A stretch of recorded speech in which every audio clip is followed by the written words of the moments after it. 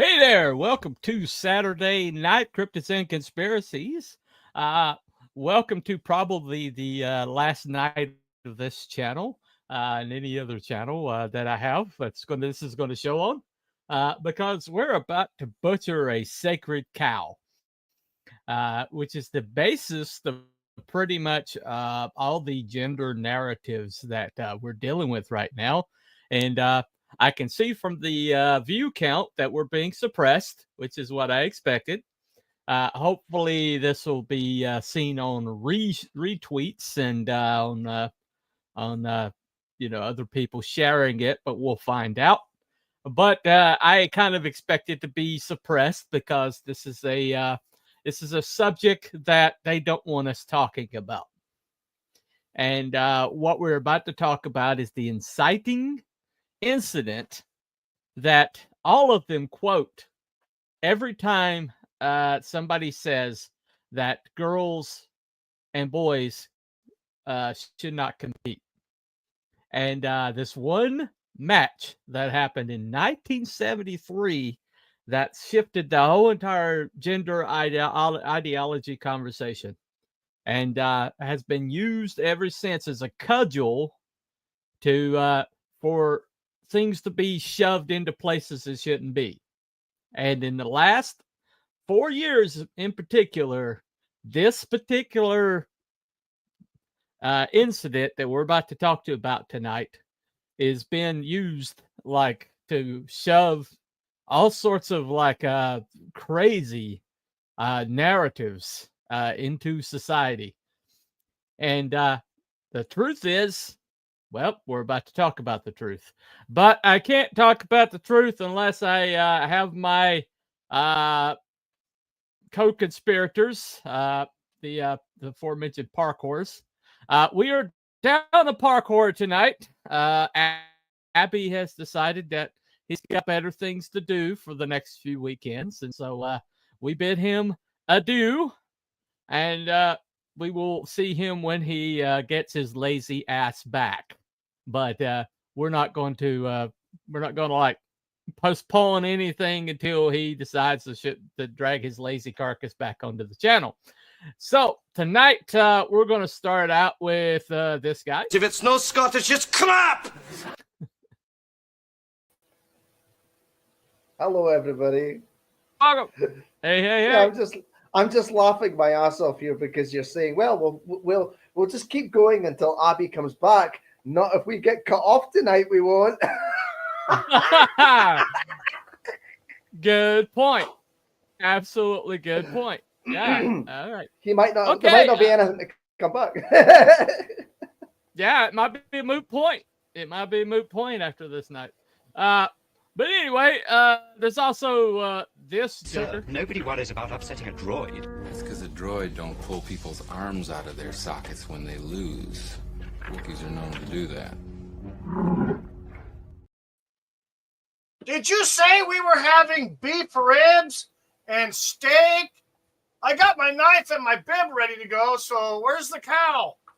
You don't need no stinking forks when you're eating meat. That's not what I mean by sacred cow. Okay. What? Anyway. A fraud! No. There's no beef involved. There's no beef involved. We're here under false pretenses, then. I know. Okay. Well, my shit night is complete. So hey, there we go. It's the time prophet in the house. Hello, All right, time Oh yeah. prophet. Oh yeah. We're Yay. glad you're here. So happy. I am. So happy. I this am. is- I'm this is glad you're occurring. here. All right. Yeah. All right. Anyway. So Yes. what we're talking about is a event that happened in 1973 where a guy I'm not exaggerating, I'm not making this up. His name is Bobby Riggs. Mhm. He Bobby rigged it. Riggs. Yeah. So how else can this guy? What else would this? I mean, this guy is kind of like from birth. He's like destined to be a hustler. I mean, seriously. All right, B B-Dog. dog in the house. Yeah. Hey, B dog. Yeah. But I mean, what else is it going to be with a name like Bobby Riggs? Bobby Riggs what? Bobby Riggs everything. All right. Anyway. Oh, that writes itself. Bobby Riggs. Oh yeah. Pretty much. But anyway, so this guy has had a history of like being a shyster his whole entire life. He actually had a coach early on when he was in the amateur ranks that would not push him. Yeah, there you go. Much too professional last week. There you go. But he was basically this guy wouldn't sponsor him for a trip to Europe because he said, and I quote, the guy was too much of a hustler. And so this is back when he was an amateur, right? Well, but give the devil his due. Bobby was very good, okay? And he was one of the first baseliners. A baseliner is a tennis player who specializes in staying back and hitting the ball where the opponent isn't. And very rarely comes into the net, but usually stays back. He was one of the first ones that operated that way. And he had an incredible top spin to his every shot. And he was one of the best. It's called a slice. It's when you angle the racket, hit the ball, and the ball goes over the net, just dies. Okay? Yeah. Anyway. But you got to upgrade, but buddy. basically, he also, yeah, I know it is what it is. But he also had a drop shot, which means when you hit the ball and it just goes over and it, like, I mean, really dies. I mean, it spins back into the net almost. Yeah. And it's one of the hardest shots. It's on the hardest shots to hit in tennis, and if you're far back. And he used it to basically win championships. He won Wimbledon and several. He was number one in the world at one point. He won enough that he was in the Tennis Hall of Fame by 1967. Yeah. But he lost a year or two to being called into service. He was drafted. But essentially, after he retired, though, that's when he found his real job. And that's when he started traveling around the country and basically taking people for money. He became a full-time hustler. So suddenly, there you go. Couldn't find one. Couldn't find one that wanted to be seen with us. We don't. No. Yeah, there you go. No. We got Wookie's daughter at one time on, but she's like never again. So it is what it is. Yeah. Thank you, John Prophet. Anyway, up yours. Anyway, Love you, Time but Prophet. basically, but yeah, don't let me like, you know, I have some clips to play. I have a lot of them today. So I'm gonna play my first clip. Today's program here. So here we go. video. Hello again, everyone. I'm Howard Cosell. We're delighted to be able to bring you this very, very quaint, unique event. And it was September 20th, 1973. More than 50 million Americans tuned in. And here comes Billie Jean King to watch the battle of the sexes, King versus Riggs. Look at that male chauvinist pig that symbolizes what Bobby Riggs is holding up there, Rosie. Girls play a nice game of tennis for girls, but when they get out there on a court with a man, even a tired old man of 55, they're going to be in big trouble. After weeks of hype and anticipation, King won easily in straight sets. But 40 years later, rumors persist and a question lingers. Did Bobby Riggs throw the match? 99% of me would say that she beat him fair and square. But if you know Bobby Riggs, you can't put anything past him. Yeah. Yeah, that was on the video I watched earlier. That bit. Yep. Yeah. Pretty much, if there was anything that he could put a bet on, he would. From what I understand. Yeah. Yeah. You know. Yeah. Yeah. Mm-hmm. He would. That was his addiction. And nope, it's not Mel Brooks. It's not Mel Craig, Brooks. Craig, who was young back then, he said, "I was up close and personal with the media blitz when I was a kid. You couldn't escape it." And I said they're using it these days to justify men's playing in women's sports. It's almost like nobody knows what a hustler is. And he says, "Would you expect them to? They don't know what a woman is." Yeah. So, But I told him I would use that. Mic drop. There you go. Hey. Mic drop. Yep.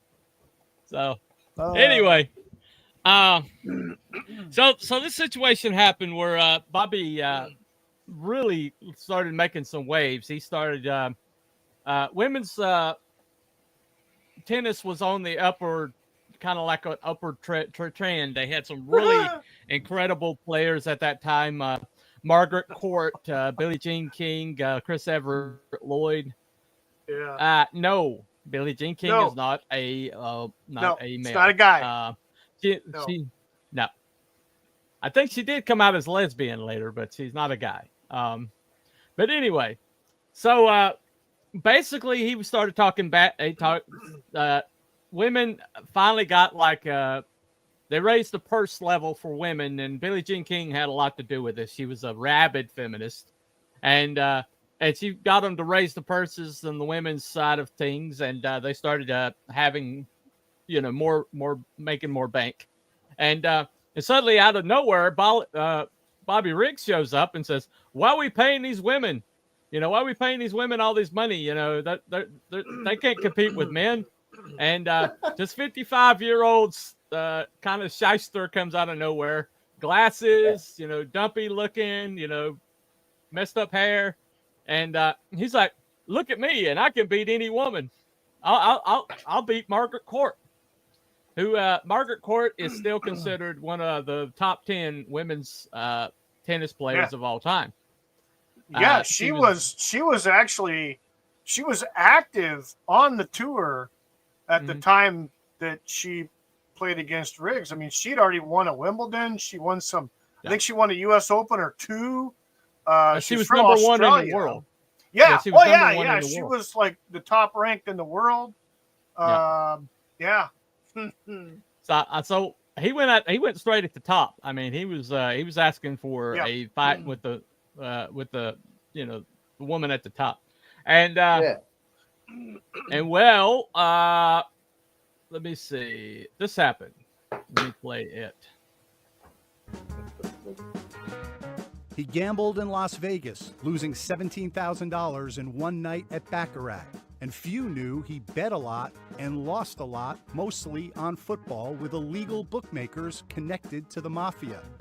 He also bet with mob guys on golf and cards. That's the right odds. 6 to 5, take your pick. By the early 1970s, friends say Riggs was hunting for a new hustle that would put him back in the spotlight. There's a lot of men through the ages that you could admire. I haven't been able to find too many women. He took the most basic conflict in the world, which is man versus woman. Riggs set up an exhibition match with Margaret Court, the #1 player in the world. He said, "I'm just gonna destroy her." And I said, "Well, Dad, she's pretty good." He said, "Don't worry, I'm gonna train every day. I'll be ready for her." After practicing 10 to 12 hours a day for months, Riggs annihilated Court 6-2, 6-1 in May 1973. They called it the Mother's Day Massacre. The victory landed Riggs on the cover of Sports Illustrated with a warning: never bet against this man. Yeah. I watched a video of that match with Margaret Court. He didn't break a sweat, and he beat the living shit out of the poor gal. He had her running ragged on that freaking court. Was this the ESPN video? the one we're watching? Is it like yeah, this is a ESPN video. Yeah. Yeah, this is the one I watched earlier. Yeah, I thought that. Yeah. Mm-hmm. Yeah, they actually on YouTube. They have the match. This is actually the Mother's Day Massacre in San Diego, and they had all kinds of celebrities and everybody there too. I'm sure they did. Well, it's funny if you watch this video. There's some really interesting things like O.J. Simpson was there, and Bill Cosby, O.J. Simpson, and Bill Cosby. He looked like he was coked out of his head too. But I know, right? He probably that was crazy. He probably was. Interestingly enough, we have this video because somebody saved it from the trash can. They tried to throw this out. As iconic as this moment in history is, and somebody tried to toss it. Why is that? Interesting. Anyway. I actually have the last point for that match. Let me play that right quick. Longest point of the match so far, and the question now is, can Bobby Riggs stand to play in those kind of rallies? Will that take too much energy out of him? Back to match point. That almost looks like nerves to me when you really don't hit out on the ball, you know? She has such a great forehand. Match point.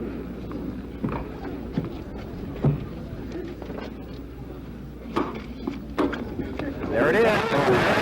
Bobby Riggs wins 6-2, 6-1. Unbelievable. Yeah, you can look at Margaret, and she looks like she's been running a marathon.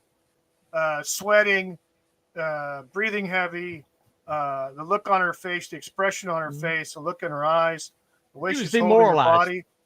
She was really demoralized. She was run ragged. Bobby, on the other hand, was just another day of fucking, just fucking around, having a good old time. Yeah, the way he jumped that net. I mean, he just jumped over that net. I mean, I'd have freaking fallen on my ass.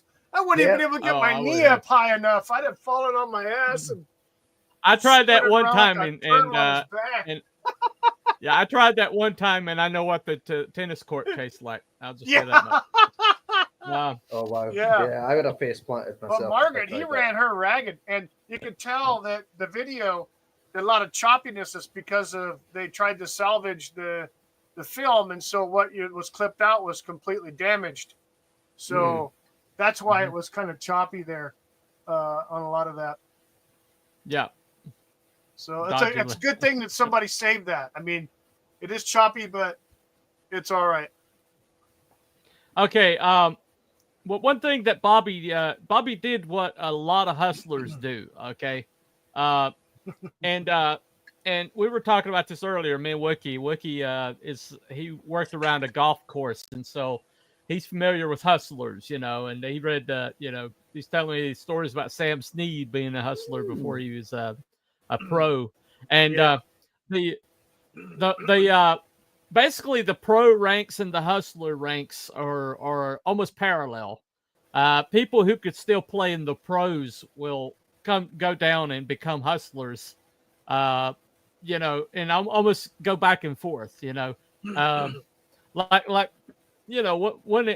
person that was kind of famous for that is John Daly.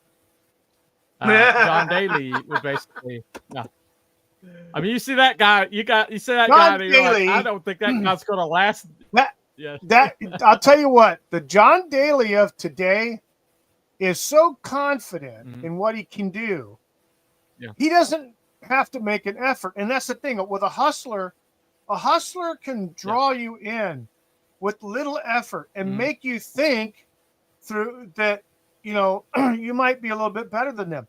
That's their camouflage. Right. Their camouflage is to make you feel comfortable and to make you think that they're, an easy target, I'm an easy target. I'm a sure thing. Fucking John Daly, the fat slob, beer drinking, long hair, whatever, Goomba, knocks the ball 400 freaking yards and can dunk a chip shot from 50 yards.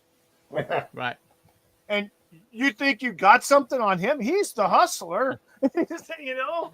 Holy shit. Well, there's a story about John Daly and Tiger Woods.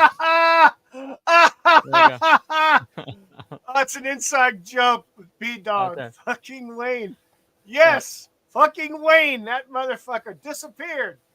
Right. Oh. Well, but there's a story about Tiger Woods went out to practice before this tournament, and John Daly was over in the bar, and he'd just been drinking, and every time Tiger Woods would come in, he's like, "Hey, come on over, Tiger." And Tiger's like, "No, I gotta get to bed early or whatever." And John's like, "Okay." Well, John shuts down the bar, and then the next day he finishes I can't remember how many strokes ahead of Tiger was, and Tiger's just like, I'll tell you what, John Daly was one of my favorite players when he was playing regularly. I mean, he came out and burst out as a alternate to the PGA Championship. He wasn't the first alternate; he was the second alternate. Yeah. Okay. To be able to get a spot in the PGA Championship, and nobody had that chance, and to do what he did was nuts, and it just shot him straight up. But he had the skills. I mean, I watched him. Mm-hmm. I watched him play the British Open, the last round of the British Open when he won it at St. Andrews. He hit. I don't know how many freaking greens he hit. Matter of fact, I think the 18th hole he knocked it over the green off the tee shot. It's nuts. And maybe that was the playoff with Constantino Rocca. There was another guy. It was a three-way playoff, and he burned him. Just burned him to death. Meanwhile, back at the topic. Back at the topic. It was rigged by Park. Anyway. All right. So we know that Bobby was heavily betting about this time, and then suddenly he challenges Margaret Court, and he just decimates her. Number one player in the world, and then Billie Jean King kind of knew that she was going to be the next to be challenged, and she was going to have to play him. I just showed this. Are you not paying attention? Not the Alice Cooper one. Okay, all right. Yes, I actually stepped on Alice Cooper's foot at a trade show. Don't make fun of Alice Cooper. He's cool. He was cool as hell. I was like, no, he's evidently a hell of a golfer. Yes, he is. He could probably. Yes, he's friends with John Daly, by the way. He is friends with John Daly. But anyway, so this was she knew that she was going to be next up. So this is what happened. Millions of dollars were bet in Vegas and with bookies around the country. Most of it was on Riggs, the heavy favorite. But if you bet on King, you could more than double your money. The following is an exclusive presentation of ABC Sports. What a scene it is, almost reminiscent of college football, with the celebrities present, with the big band here, with dancing cheerleaders and all of the rest. Once the match began, it simply looked as if it wasn't Riggs's night. He was very nervous. He was extremely nervous. So was I. But some of his errors were glaring. Bobby doesn't look too happy there. The match started. Suddenly the first set's over. The crowd was very much for Billie Jean. There's no question about that. But I think they were stunned at how one-sided it was. Some tennis veterans, including friends of Riggs, thought something wasn't right. Oh. Bobby shakes his head. You rarely will see that from Bobby Riggs. I didn't believe it. I didn't believe that he could put up that kind of stink bomb in front of what, the biggest viewing audience for a tennis match ever. Riggs made a slew of unforced errors. Known for his accurate service game, he missed nearly half of his first serves.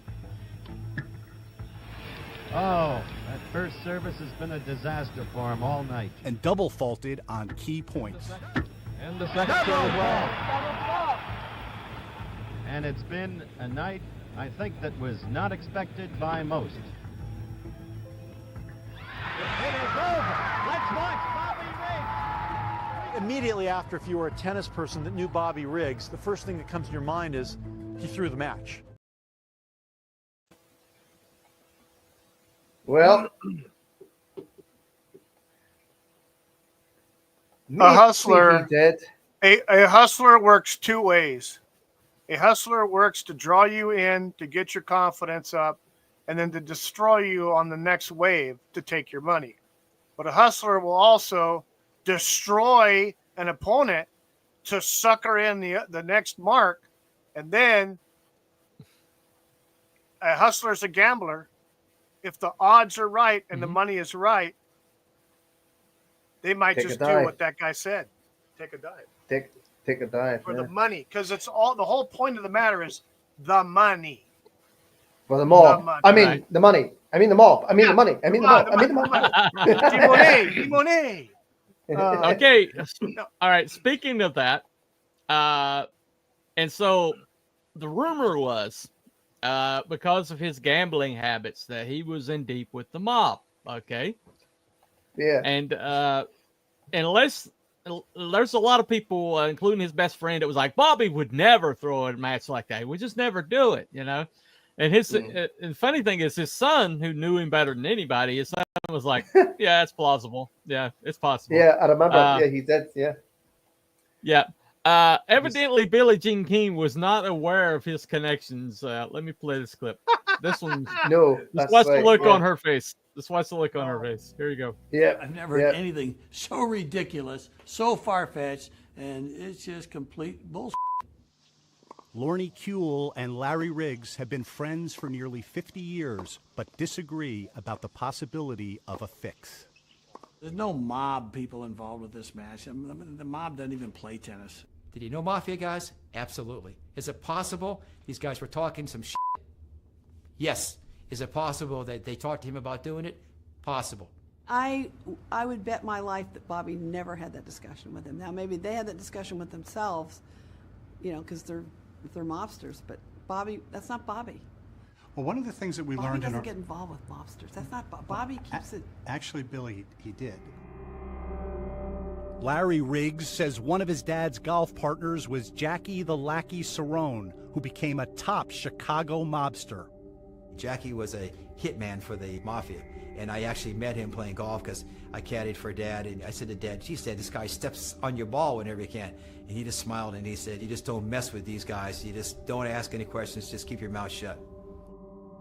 Several times in the weeks leading up to the match, Larry Riggs says his father met privately with men he recognized as mob associates of Jackie Cerrone. Look like the bad guys in the movies. Gardner Malloy, a former American tennis champion, was a close friend of Riggs. Do you think there's any possibility that Bobby purposefully lost the Battle of the Sexes match? Oh, sure. He'd do anything for a buck. Yep. Well, there you have it. There you go.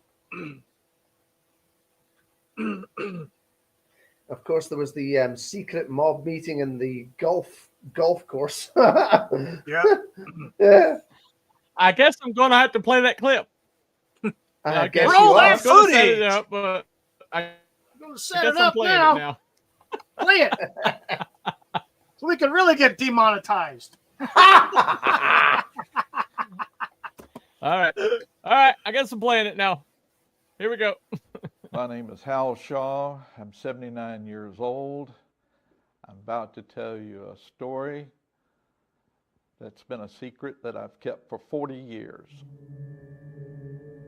Hal Shaw was an assistant golf pro at the Palmacia Golf and Country Club in Tampa, Florida. 9 months before the Riggs-King match, he was in the bag room fixing clubs after midnight. I heard these voices out front, and I thought someone was trying to break in. So I automatically turned off my bench light and secured the door, and I just remained just dead still.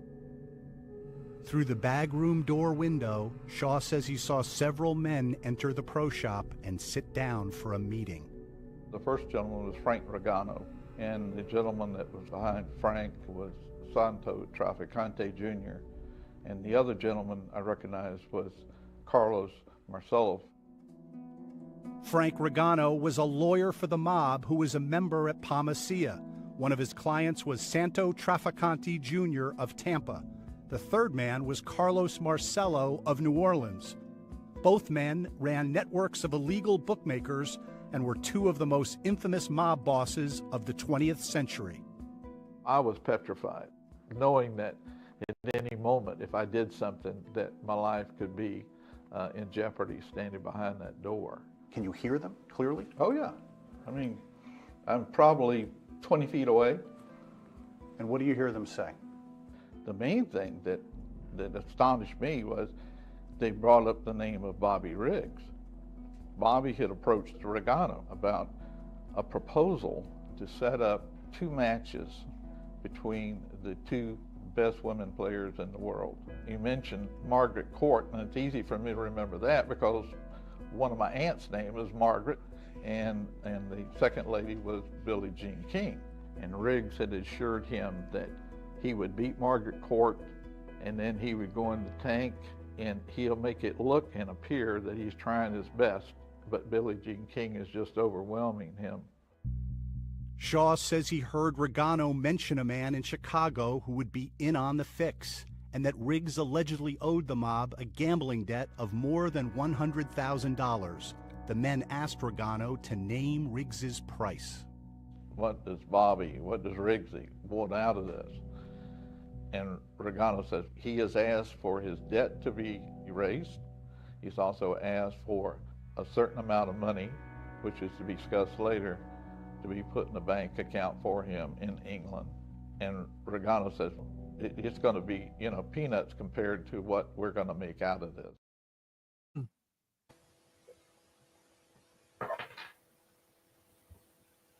Well,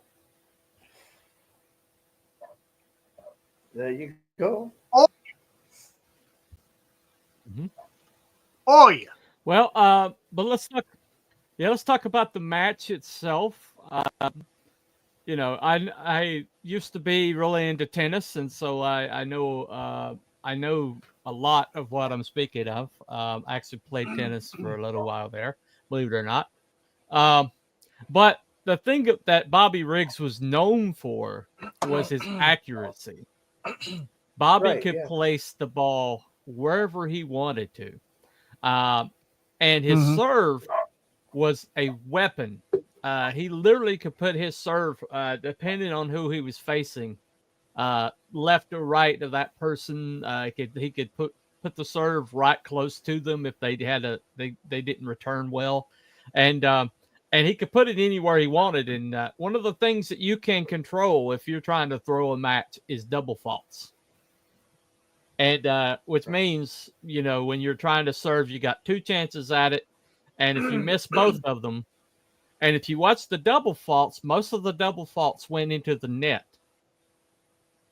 And so if you're trying to throw a match, most double faults are over the line. Okay.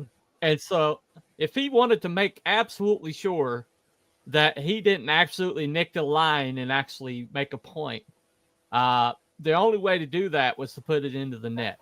And if you watch him play, he rarely, if ever, put a serve into the net. And yet that night, he put the serve into the net multiple times. And it was always on a very important point. He would double fault. So it's not likely then that his game was off because he was partying the night before. Because he was partying the night before, apparently. So it's unlikely that was the case. I mean, that's the thing. There's always that possibility that that's the case. Except statistically, it's improbable. Mm-hmm. I mean, just purely statistically wise, very, very rarely do faults ever happen when somebody puts a ball into their side of the net. That's very rare. When I was watching the video and he was doing those, it showed mainly the faults. I was like, I was kind of gobsmacked. It didn't show the good shots that he did, but it showed the bad ones, and I was kind of gobsmacked. that this is a Yeah. guy who's played at Wimbledon, and I was like, that looks like the kind of shit shot that I would do. Exactly. You know? Yeah, it's a novice fault, mistake. A rookie Okay, mistake, yeah. Yeah, most of the faults are over the line, or their net cord, where they'll hit the top of the net and they'll fly off in another direction. And his faults, most of his double faults were into the net. That would be the only way you could absolutely make sure that you didn't accidentally score a point, because even if you hit the net, the ball could spin and land in. Right. Or even if you try to aim for a line, you know, you might just come up a little short and it's in. And and the only way to ensure that you have a double fault is to knock it right into the net. And he did that multiple times. Right. And she was trying to say it was nerves. He's always said it was nerves. But Bobby's a hustler. Hustlers, they raise their game when they have to. That's the reason they're hustlers. Yeah. A hustler is like at their best under pressure. Mm-hmm. And right. And so the only if Bobby was at his best and he played that poorly, it had to be deliberate. So what you're saying is sometimes for a hustler to win, they have to lose. That's exactly what I'm saying. All right. My hustler, my hustler expert over here. Tell me the two ways that hustlers win. Well, they draw you in. Let's use the example of pool. We talked about pool earlier. Pool sharks, hustlers, will meet you in a place like a bar or someplace, pool hall, and they'll observe you, stuff like that, and gauge your skill, and then they'll play you in a match, and to see how you really are, and then they'll usually let you win, and usually it's a big win. It's not like a small win. And then what they do, the hustler then baits you into a second match for a little higher stake or something, and then they'll just run the table with your face. But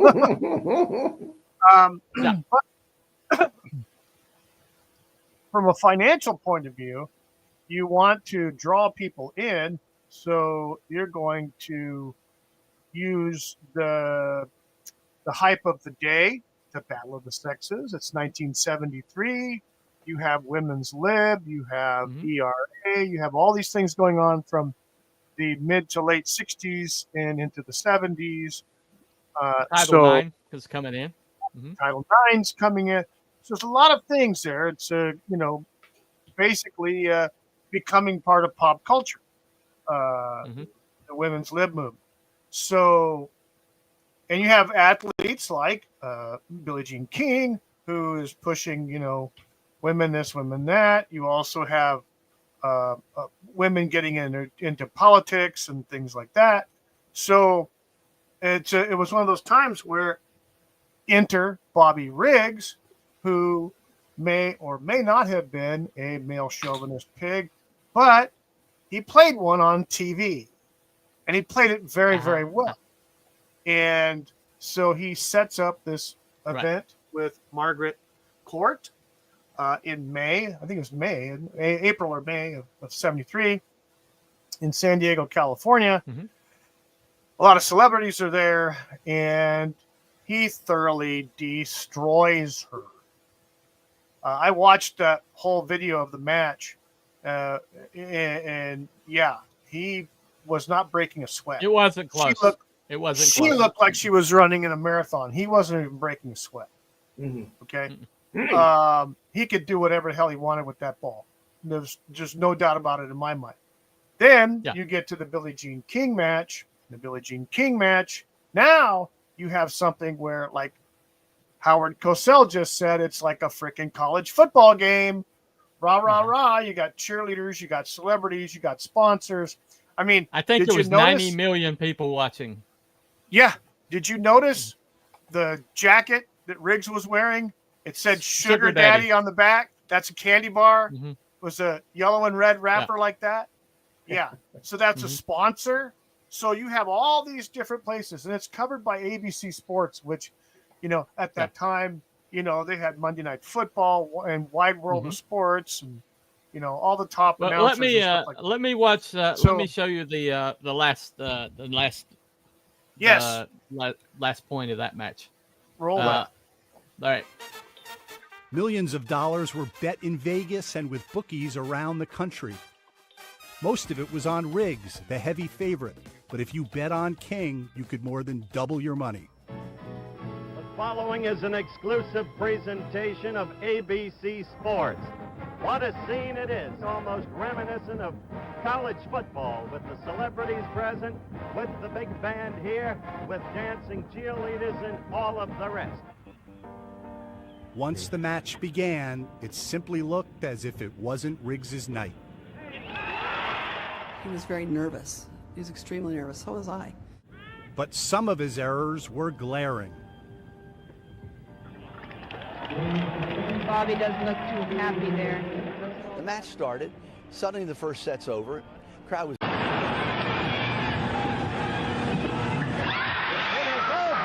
watch Bobby Riggs. 3 straight minutes pulled on the button by Rosemary Giselle. You watch Bobby. He'll behave like a perfect gentleman. And so this is what it's come down to here in the Houston Astrodome. The long-awaited match, hustled and promoted ceaselessly and shrewdly by Bobby Riggs. Excitement engendered all over the country as Billie Jean hugs her husband Larry King. It began to become a cause célèbre. Equality for women, equal rights. It was Billie Jean who fought for equal pay for women in the U.S. Open tennis tournament and got it. All of the women of America, or at least most of them, seem to be caught up with the anticipation of this match.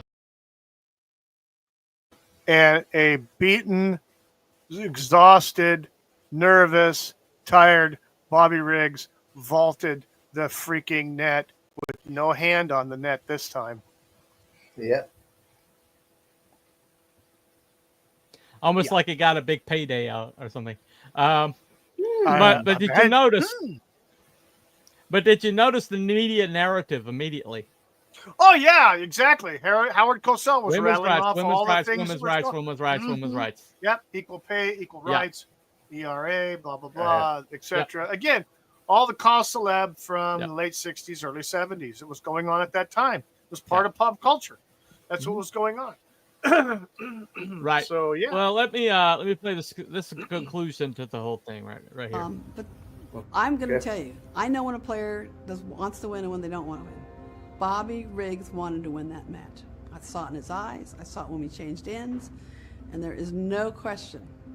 I have played matches where players have tanked, and I know what it feels like, and I know what it looks like, and he did not. Bobby Riggs.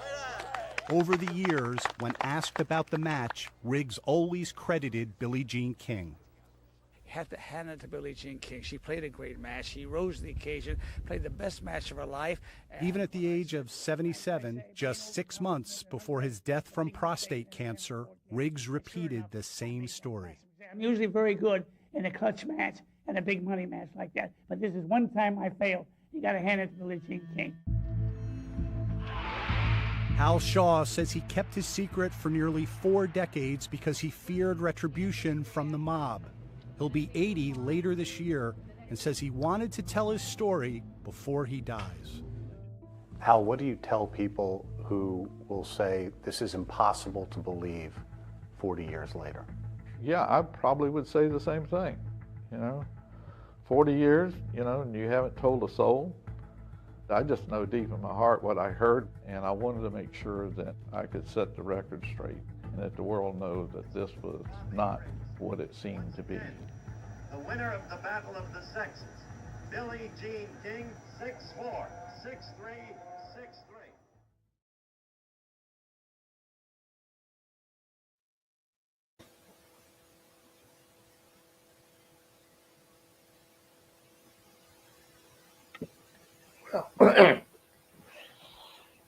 Well, that's that then. Hey. So, yes. Mhm. Okay. Bobby and Billy were actually friends all the way up to the time Bobby died. And this was their last conversation. As given by Bobby's. On September 22nd, 1973, 90 million viewers tuned in worldwide to watch Billie Jean King defeat Bobby Riggs. When he jumped over the net at the end of the match with Billy, put out his hand and shook her hand, and he said to her, "I should have taken you more serious."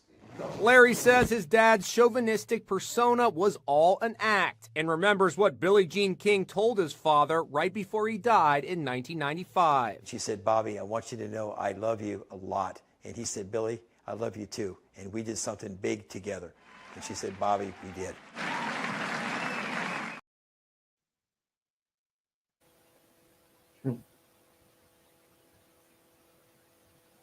Well,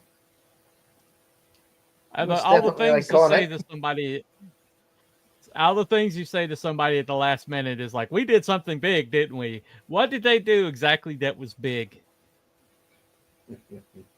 Well, the only thing that you can think that he meant by we did something big was they launched the women's movement into the public consciousness, basically. Yes. That guys can or girls can beat guys at their own game, and that's been run with, and to where we are now. This is patient zero.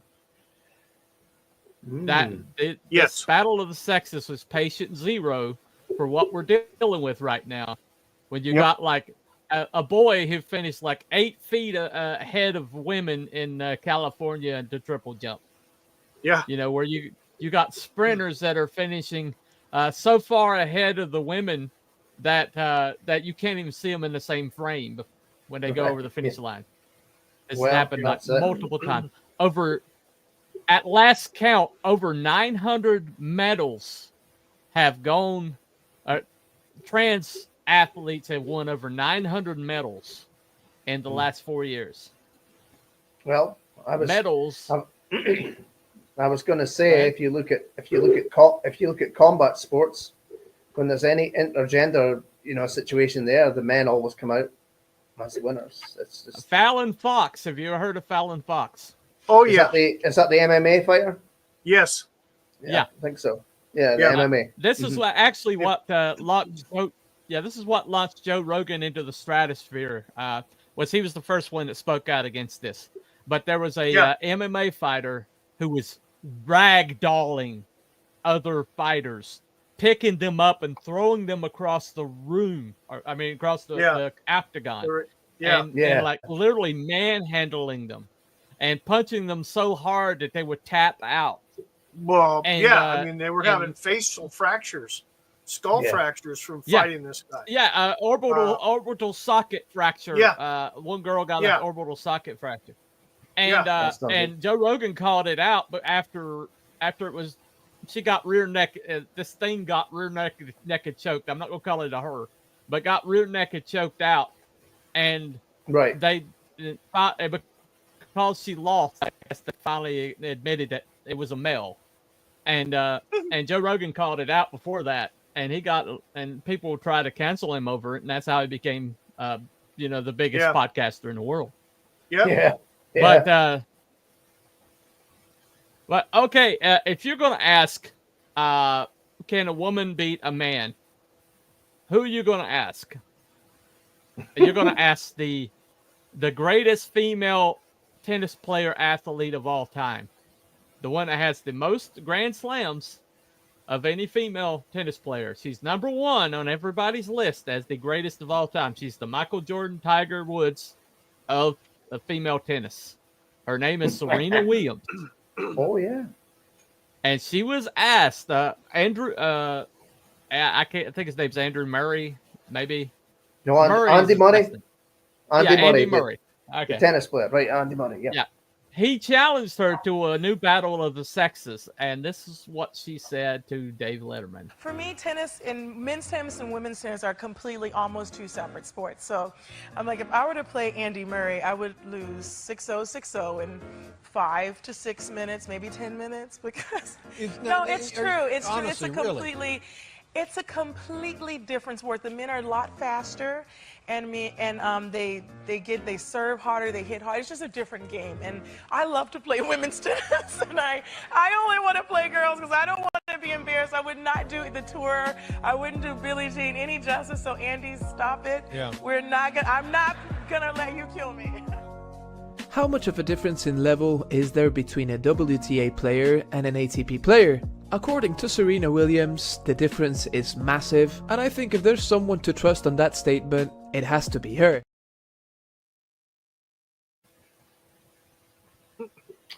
Well, she's definitely built differently than most typical females, in my opinion. Serena Williams and her sister, Right? were so Venus, well, they're so dominant at one point that if they were in the same tennis tournament, it was going to be her and Venus every time.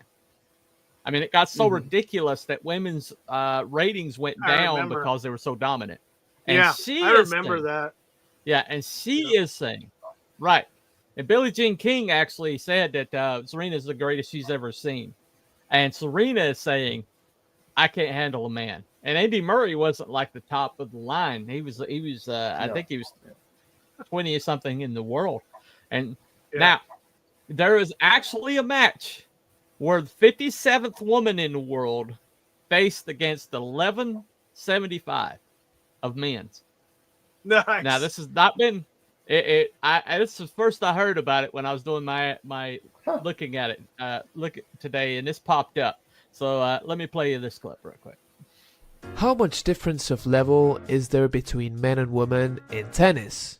Well, throughout history, we've had some examples of men and women facing each other. There have been some famous exhibitions, but in the majority of them, either the man was handicapped or things were not taken very seriously. But yesterday, something quite extraordinary happened. 16-year-old Mira Andreeva, who is ranked world number 57 and is on an incredible rise in the rankings, was gonna face Marta Kostyuk, who is ranked world number 33, in an exhibition match in France.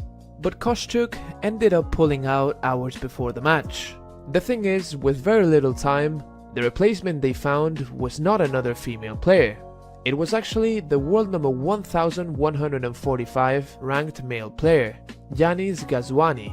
So this ended up being the perfect occasion to actually see what difference of level is there between men and women in tennis, as finally we had an exhibition where both players took it seriously. Will the female world number 57 defeat the male number 1000? Let's take a look at this very 1 hour later.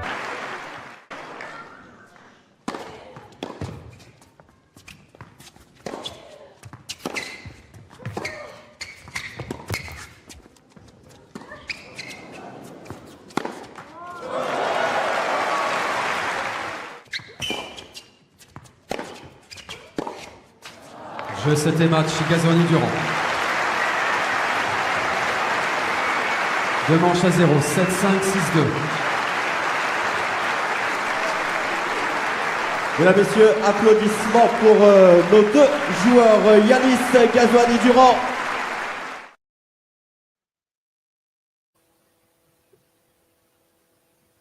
She lost. Straight sets. Yeah. She lost straight sets. Evidently, she managed to. She lost. She dropped serve one time during the first set, and then the second set he just dominated her. Okay, and they only played the two sets women only play 2 sets as opposed to men playing 3. And so they're acknowledging at least that women don't have the stamina men do. Now, lest you get me wrong, I am not talking about, that women are inferior to men. I'm just talking about physical reality. Right. And this battle of the sexes has been used over and over again to make to carry the narrative that women can handle direct physical contact with men. And beat them and have a chance of beating them. You see this all over media right now, like a little shrimpy girl beating up men twice their size and kicking them through doors and stuff like that. And you see that everywhere across media where this battle of the sexes is getting played over and over and over again in all different media and all different aspects. But They don't show.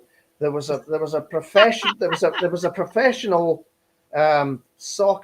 women's soccer team got beat by a bunch of teenage boys. Right? There was a wee wifey kickboxer got beat by a wrestler. Okay. Or what have you? You know. Well, I actually have both of those. you do? Yeah. Okay, so this is the women's national team, the gold medal women's Olympic team, led up by Megan Rapinoe, who is like the biggest proponent. That's not what I was thinking about, but I've heard about that one. She as well. is the biggest proponent of trans men being in women's sports. This nepo baby, this bitch nepo baby, is pushing this thing. Okay, now they did a this first one is a exhibition. Yeah, I'm sure you would, Time Prophet. Pie, macaroni pie. What is it? I need to know. There you go. All right, but basically, this she keeps pushing this shit, and they did a exhibition with Wrexham. I think the Red Dragons. Wrecked them. Damn near killed them. Yeah. Oh well. Yeah. Is that the team that Ryan Reynolds owns? Wrexham, isn't it? I was thinking that. Yeah. And he was trying to raise some publicity, and he had them play against the women's. Okay, and I'll tell you the twist after you see this. Transition. Here is the counter again. The step through the shot. Another shot, and there it is. Game over. Sayward FC as Brendan Lambie scores the game winner. Brendan Lambie's a right-footed player. He's going for that bottom corner, and I think that's more down to being under so much pressure if you're the U.S. women's team. And when this ball ricochet, it's so unlucky.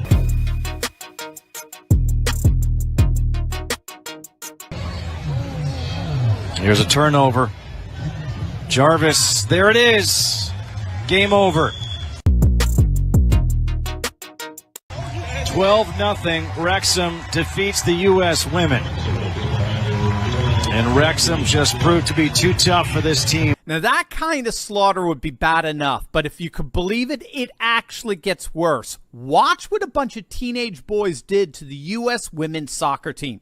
Now, these are U15 boys, that's under the age of 15, playing an exhibition match with none other than the U.S. professional women's soccer team. The women were reportedly preparing for a match with Russia when they agreed to play the DC Dallas under-15 boys team, and they were crushed 5-2. The U.S. women's soccer team was crushed by a bunch of adolescent boys. I'll tell you this much. When I was in high school back in the 80s, we had this area I grew up in was predominantly Hispanic, Mexican. These guys, these kids from junior high, elementary, that's all they played was freaking soccer or football. That's all they played. These guys could run, move, stop on a dime, turn around. I mean, we had one kid, his nickname, in my graduating class, his nickname was Pele.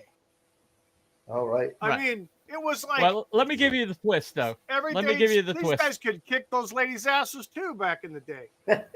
Okay, well, let me give you the twist with the Wrexham. All of those guys were retired.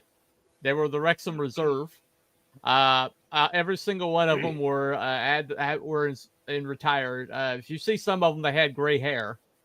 And And when they played against the women's national soccer team, the gold medalist Megan Rapinoe's team, they played without a goalie. And they lost to Wrexham without a goalie, 12-0. Nice.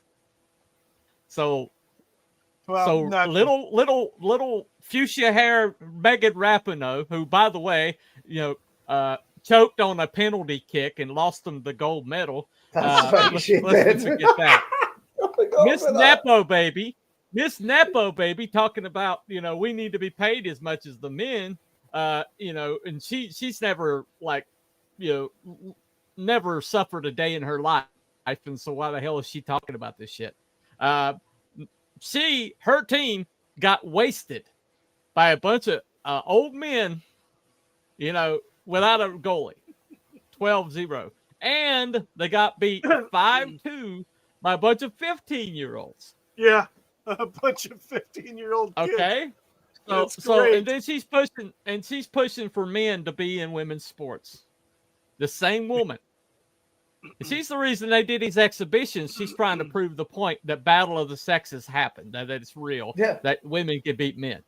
That's what she was trying to prove by doing this. You'll have probably seen it. You've probably seen a few of them. There's videos on YouTube, of women in the army. Women in the army getting in the boxing ring, squaring off against some big hefty guy, getting knocked out.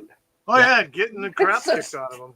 I used to, there was a girl the other day, and she was like shoving on this guy, and then she threw something at his head, and he finally lost it, and he picked her up and slammed her through a desk. Oh, and wow, okay. And then everybody's like, suspend the guy. And she was like swinging stuff at him. She was like trying to get him in a headlock, and she couldn't reach him.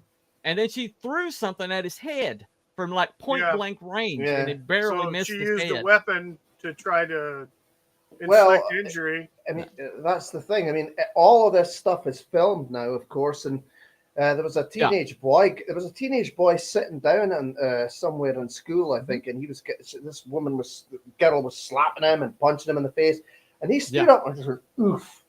Yeah. Just decked him. One shot, and they just made him out. Well, there's this one right now. They use it on one of my favorite podcasts, Side Scrollers. But they have this thing. They have this thing where there was this video of a woman that was like going after this man because she thought he was tailgating her on icy roads, and she gets out and starts confronting him, and he's just basically telling her to chill out, and she swung at him. He picks her up and slammed her on the asphalt. And then she's like calling for her boyfriend or whatever while the guy drives off. But it's hilarious. And I'm sorry, it's hilarious. It really is. Yeah. But think about it. Why did you think she could do that? Because of all this shit. Yeah, exactly. Because of this right here. Yep. Because Bobby Riggs got a payday against Billie Jean King. Oh, yeah. There's no question. Bobby Riggs got a payday. All this begins and ends with this stupid narrative that is getting girls hurt. There's a girl in North Carolina that is paralyzed, has partial paralysis on one side of her body because some trans idiot, spiked the ball over a net at the women's height in volleyball and hit her so hard that it gave her brain damage. That happened in North Carolina. And so this is happening all across the United States. Girls are getting hurt by this bullshit. And it all started with this shit right here. And of this course, is not part. the irony is that the Protect All Women, the women's rights guys, they're all supporting the trans people with all this now. Yeah, they just voted. They've abandoned the women that are getting hurt in these situations. They just voted against cloture to move a bill onto the floor to get voted on that would have protected women in sports. Oh, I see. Yeah. The same people, and Billie Jean King, and she's one of the she's pro trans. Of course she is. because of course she is. You know, this brave, protector of women is she's pro-trans. Of course they are. She's Californian. Of course they are. I forget who it was. I forget which. It might have been an Olympian or something like that. Had said, that if you want to have trans people in sports, that's fine, but they would need a separate division. Yeah, exactly. Yeah, exactly. I forget who it was. The swimmer, maybe. Can't remember. It said that. I forget. Well, but it's probably Riley Gaines. it was. I'm sure it was Riley Gaines. I was trying to remember her name. Right. Yeah. Well, I mean, that's because when she showed up at her, she showed out at swim meet and had this woman named Leah that showed up in all the charts and was like lapping people. And then she shows up and it's a 6'4" man with the arms down, hands down past his knees. Yeah. And she's supposed to swim against that guy. Yeah. And yeah. And this is happening, and it all started here. It all started with this bullshit. And they're still pushing this. It's opened the door to a lot of stuff. This is what happens. You see, this is the thing. A lot of this stuff, you could say back in that time, was kind of more well-meaning, I guess you might say. But now, this is what happens. What we're seeing today is when it just goes completely off the rails. Yeah. Right. Well, I mean, they're using it. I've heard this reference like multiple times recently. Oh, now you're going to show them? Okay, go ahead. Go ahead, Wookie. Do your job. It's strange because trans community hate the gays and lesbians. Yeah. And the gays and lesbians hate the trans community. I really go do. figure. Go figure. Well, the bottom line, though, the reason, I mean, this is one of the most important shows we've ever done. I mean, this is up there with, telling Heemeyer's story with, and the FBI screw-ups. And, Building 7 and, some things like that that we've done that were like a little nerve-inducing. But, I expect this video is going to get suppressed like hell. And more than likely, on YouTube, certainly. On YouTube, yeah. Oh, Rumble, yeah, on maybe YouTube, not. definitely. Rumble, maybe Rumble. not. No. I think all of our views pretty much come from X anyway. Hello, X. But why aren't we asking, and why is nobody, I mean, I see video after video of people like saying, did Bobby Riggs throw it? And it's impossible that he didn't throw it. Yeah. I'm going to absolutely say, beyond a shadow of doubt, I'm 100% certain that this man threw this match. And this is the basis for all of their bullshit, all the narrative. This is the basis for it. This man, this hustler who got this gigantic payday, and Billie Jean King, you can look in her eyes. She knows he threw it. She knows he did. Why do you think she loved him for the rest of her life? Because he gave her the golden ticket to push feminism into every space she wanted to. Because he could always say, I beat a man. And she didn't. She didn't beat a man. No. But that's how it played out. And that was the underlying goal. Well, that was the goal. Let's put it this way. If we were to see this replicated today, there is absolutely no way that a man would be allowed to win at all. Yeah. Absolutely. Something happened recently, as like less than a decade ago, in golf. I'll give you about 2 minutes to tell this story, Wookie. So please keep it succinct. Well, the top player in the women's tour in the world, Annika Sorenstam, was playing so well in the LPGA and around the world that she was asked to play some men's events, and she actually had to qualify. I think one of the events she might have got an exemption, but she made played the first cut. Yeah, she made the cut, I think she ended up probably in the top of the lower half of the, actually, no, she was about the middle range of finishers on day 4, the final round. I think she ended up, in that realm midway after the cut. And why? How dominant was she in the female game at that time? She was the number 1 player. She was. And it wasn't She close. was the Tiger Woods of the women's LPGA. It wasn't even close. She was finishing like she was incredible. The women's tour, she was dominating.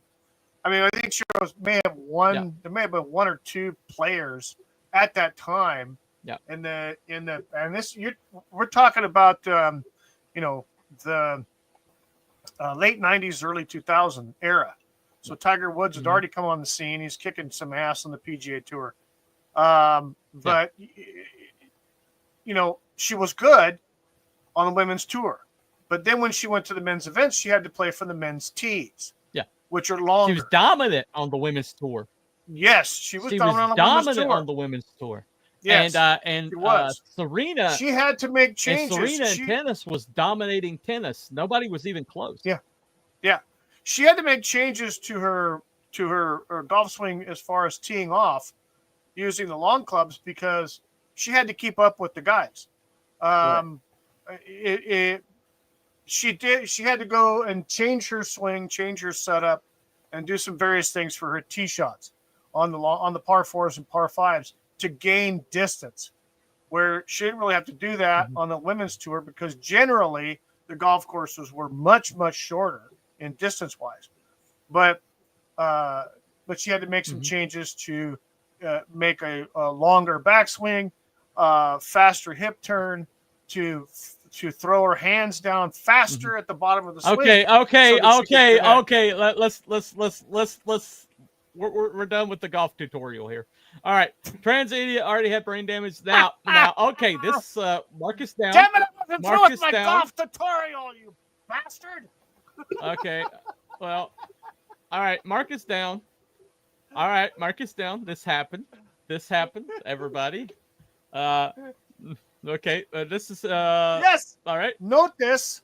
This is Saturday, 22nd of 2025. Time Prophet actually agreed with me on something. I died of shock. Oh, it's shocking. All right. Yep. And I am voting with T-Bunny. All right. Yep. There you go. Golf. Yeah. Impossible. I should have known better. Honestly, I should have known better. More golf damage. Yeah. Impossible. More golf damage. All right. Anyway, there we go. go. Best golf. Nope, he is yeah, not. Sadler, there you He go. is not. And they're doing a sequel to that movie. Damn. Anyway. All right. Right, Okay, so let's do the poll. Okay, let's do the poll. I think I pretty much showed my hand to what I believe. Carol, do you have a different perspective, or do you think the battle of sexes was rigged? Do you think that's confirmed? Yeah, I think it was rigged. I mean, I couldn't say for certain whether it was mob related or not, but I definitely think that it was a fix. Mm-hmm. Absolutely. Confirmed. All right, loser. All right, loser. Anyway. All right. Wookie forgot to put the poll up. Oh, yes, okay, I forgot the poll. Sorry. All right. Anyway. Okay, just put your Prophet agrees with you. Yeah, in the chat, put down if you think it was a rigged. Confirmed. Was it rigged? Yeah. Is that was it debunked? Is it confirmed? Or is it in the middle? Right? Rigged. Or There we go. Are you undecided? Rigged. Okay, rigged. so that's confirmed. There's two. That's confirmed. Okay. Where's There's Abby's confirmed. vote? Man, Abby, put the vote in. Get the vote in. Abby. Come on, All right. Abby, do it. I assume you're confirmed too, Wookie. Will that be accurate? Yes. I don't think that Bobby Riggs just completely barfed all over his freaking legacy for nothing. Right. There you go. He got and, paid. Time Prophet is confirmed, and Abby is confirmed. Okay. So this was pretty much low-hanging fruit tonight, but it was important. And it's interesting to me. This is a good example of how, like, things that happened like years ago to set a narrative can just snowball and cause so much damage further down. We see this all the time right now with the way the media sets narratives, and they definitely all collaborated to set a narrative back then. You heard Howard Cosell, who never heard a hyperbole that he didn't like. It's just like spouting, a college bowl game with the cheerleaders. spouting feminist dogma. Yes, After at the end. he won. ERA And equal pints, it was so equal rehearsed. pay, equal this. It was so rehearsed, and it's damaging little girls now. I mean, it's damaging little girls, and it's hurting their ability to stay safe, and it's invading their spaces. Here's the thing. Illinois the other day, Here's the these thing. Karens in this at the school forced these girls, because they didn't want to change in front of a boy. They forced them into a locker room and basically locked them in with this boy and told them to change. This happened in Illinois, Deerfield, Illinois. Look it up. These bitches actually did this to a bunch of little girls, and this is happening, and it's all happening because of this shit right here. See, the thing is, Billie Jean King would have still been a female icon athlete if this had never occurred. If this would have never occurred, she would have been still known as a champion tennis player and a champion for women's rights. But they had to have the marketing push. This was a marketing push. Whether it was intended as a marketing push or not, it was a push. And they pushed it, and it was a payday for everybody involved. Everybody got paid. Okay.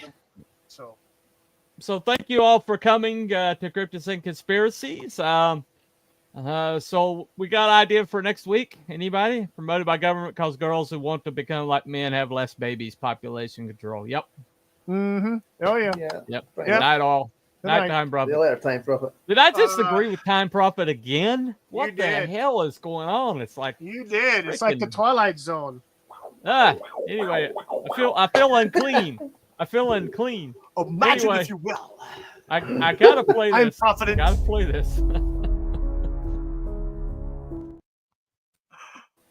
The Time Prophet. You have just felt the Time Prophet effect. Holy crap! I don't know. What the heck will you? I don't know. Next we're doing week, creature features next time. Yeah. Creature.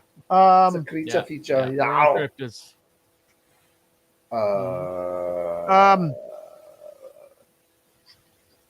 Good question. I'm like I don't know. We'll have to look What at that. There's several different things. How about what? How about gargoyles? Gargoyles. There's a historical thing. Yeah. A lot of history and legend and lore and myth. That's interesting. I would never have thought of that. Gargoyles. Yeah. Yeah.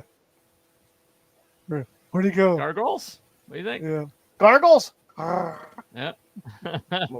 Gargoyles, the cartoon. Yeah, Wookiee is streaming tomorrow. It's from the 70s. Wookiee is streaming tomorrow. So there you go. Yeah, early AM though. It's a bit earlier than normal. Okay. All right. It'll be a short one too. Yeah, gargoyles would be a good one because there's a lot of folklore wrapped around that, and there's a lot of Gothic churches in Europe that had gargoyles all over them for some freaking reason. Yeah. I don't know.